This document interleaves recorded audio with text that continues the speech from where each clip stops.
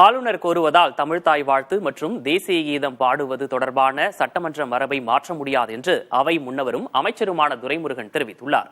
புதிய தலைமுறை செய்தியாளரின் கேள்விக்கு அவர் அளித்த காட்டமான பதிலை தற்போது பார்க்கலாம்.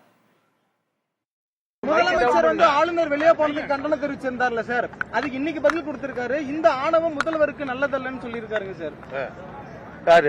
ஆளுநர் முதல்வருக்கு இருக்கிற ஆணவம் சரியில்லை, சட்டசபையில் இருக்கிற மரபை தான் நான் பாட சொன்னேன், ஆனா அதை தாண்டி அவங்க எதிர்ப்பு தெரிவிக்கிறாங்க, பாரத தாயின் குழந்தைகளா இதை பண்பெற்றணும்னு சொல்லியிருக்காரு. அதாவது மரபு அது அல்ல. இத்தனை ஆண்டு காலமாக முதலிலே தமிழ்த்தாய் வாழ்த்தும் இறுதியிலே தேசிய கீதம் பாடுபட்டு வந்திருக்கிறோம்.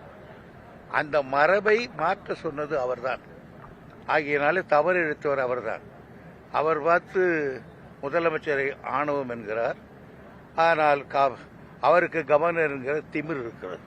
அதே போல மீனவர் சமுதாயத்தில் நடந்த ஒரு நிகழ்ச்சியில முதல்ல தேசிய கீதம் பாடி இருக்காங்க, அதுக்கப்புறமா தான் தமிழ் தாய் வாழ்த்து பாடி இருக்காங்க சார். தெரியல எனக்கு அது தெரியல. போல சீமான் சொல்லியிருக்காரு, பெரியார் எந்த சமுதாயத்திற்கு நல்லது செஞ்சாரு, அவர் என்ன புரட்சி செஞ்சாருன்னு கேள்வி எழுப்பியிருக்காரு. நான் பெரியாரை பற்றி அவதூறாக பேசுகிறவனுடைய பிறப்பையே சந்தேகப்படுகிறேன்.